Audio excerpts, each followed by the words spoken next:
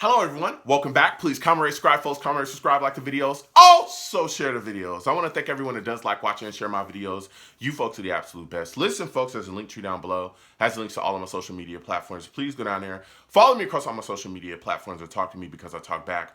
Also down there as well as links to all of my YouTube pages. Please go down there, subscribe to all my YouTube pages and turn your notifications so when I post content, you folks will be in the know.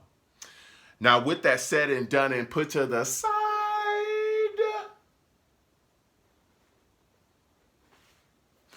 I'm coming to talk to you folks today about the New York Jets beating the Denver Broncos 16-9. 16-9. We beat the Denver Broncos, okay? And it was ugly. All right, this is one of the ugliest wins. I mean, it was terrible. It was ugly, but the Jets did just enough to get out of there with a W. And I will take an ugly W over a loss any day of the week. I'll take an ugly win over a pretty loss any day of the week, okay? Now, again, salutes to all the Savages that joined me. I did a live game reaction, and we got after it because, man, the Jets have got to clean some things up going forward. So let's go ahead and get into it. Now, early in this game, we saw a lot of our offensive drives really fall short, not go anywhere until we were able to get a score. Now, penalties, okay, killed us today. And we saw that as well really hurt us early too. But Breece Hall was able to get into the end zone for us for a 62-yard touchdown run. And the big part of that run was because a block was set up by Denzel Mims, a wide receiver that we activated this week, right? A guy that requested a trade a while back. Now he's activated because Elijah Moore came out publicly and requested a trade and talking about how he's not part of the offense. He's tripping. Okay, so we left him back at the back at home. Okay, he didn't even make the trip with the team. He was inactive, and we activated Denzel Mims, who's a guy that just requested a trade as well. A long time ago, and he did his job. He went out there. He was professional. He didn't give us a lot as far as receiving yards. I think he only had like 4 yards on the day receiving, but he had a big block that really took care of business, that really opened the lane for Breece Hall to take it all the way in. 62-yard touchdown, big time play for us. We were up 7-0 fairly early. So now we're excited. Our offense is looking kind of raggedy, but we got a score. We're on the board. We're trying to get things going. Well, the Broncos are able to come right back and answer, okay? They actually were able to get into the end zone themselves. Murray was able to run into the end zone for a touchdown. Now, a lot of that yardage during that that touchdown drive for them, was gifted to them because we were committing penalties, okay? Keep in mind, the New York Jets had 8 penalties in the first half. 8 penalties in the first half for 55 yards. We literally just gave up free yardage. We had 11 penalties on the day total, okay? 11 penalties on the day total for 85 yards. Just horrible, man. Just horrible. Horrible, horrible, horrible. We just couldn't get out of our own ways. We were playing so recklessly. We were playing so undisciplined. We were playing so sloppy. It was like any time that we could get these guys off the field, there would a flag come, and I'll continue to get into that, but it was just nasty. So the Broncos are able to get in there. And again, even on that drive for them, John Franklin Myers was offsides on that drive. That gave them free yardage. We also had a defensive holding call when they were running on us as well. That gave them free yardage.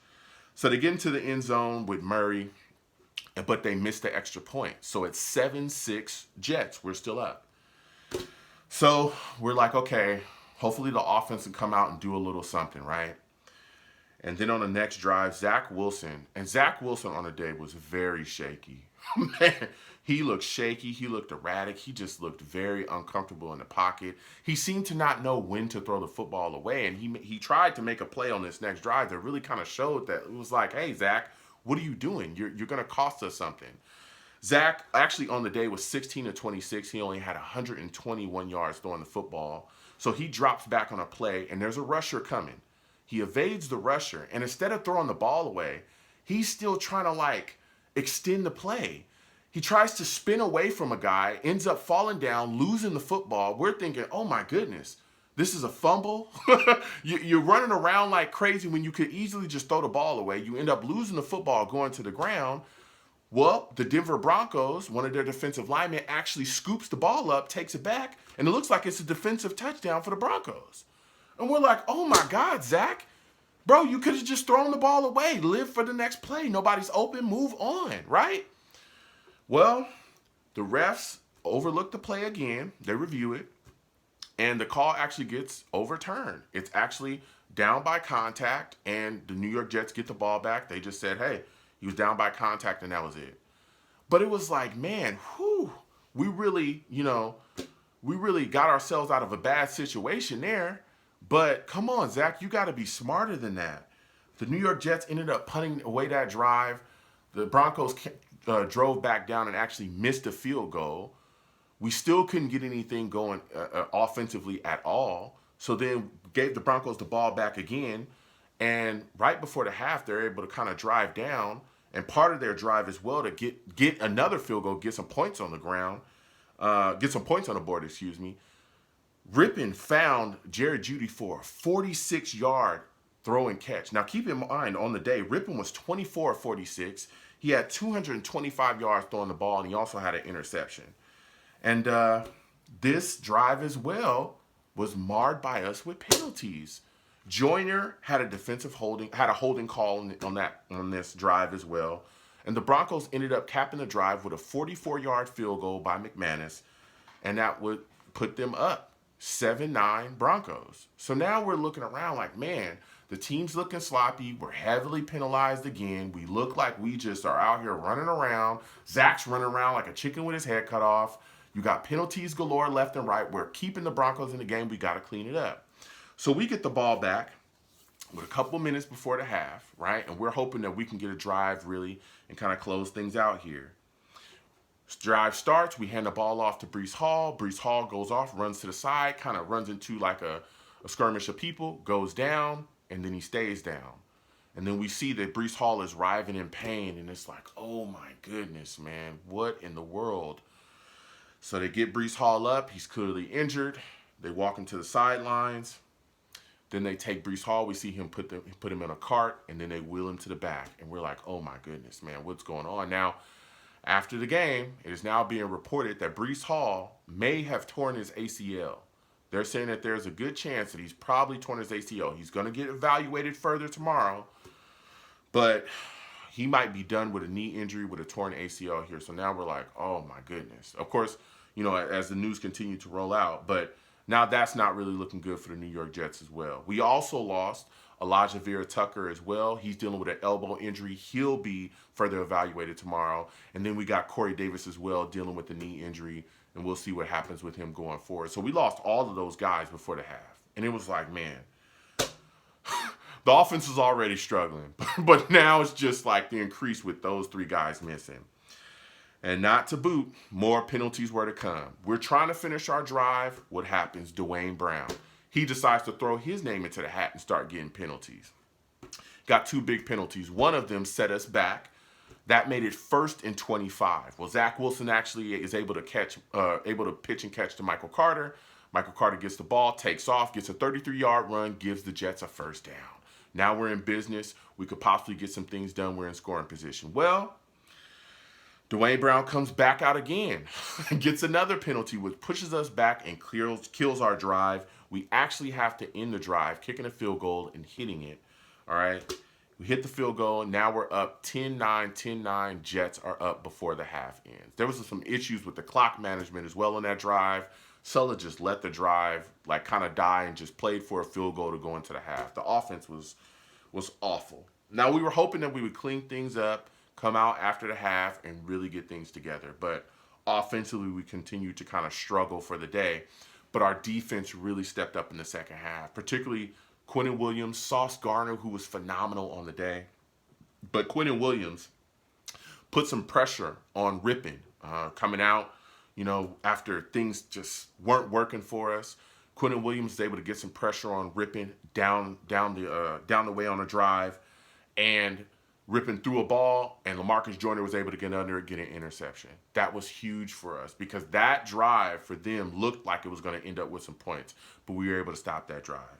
We were able to take that, interception, get that turnover, we turned it into points. We were actually able to get a field goal that put the Jets up 13-9. Now, keep in mind, on that field goal kick, it was 4th and 1. I thought we should have went for it. Initially, I said, look, we should go for this. We didn't. They took the field goal points, and I was like, okay. But I really wanted to close the door on the Broncos at that point because things were really looking ugly for us. We were playing terribly. But we took the points. We took the field goal, 13-9. Now we're up. Now, we're able to get the ball back after the Denver Broncos punted. We're trying to find our way down the football field, get some drive going.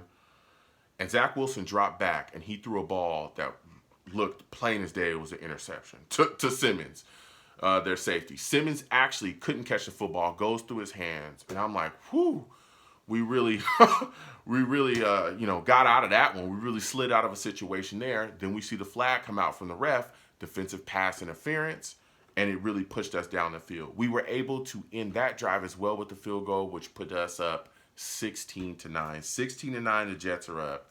And now I'm like, all right, we're up.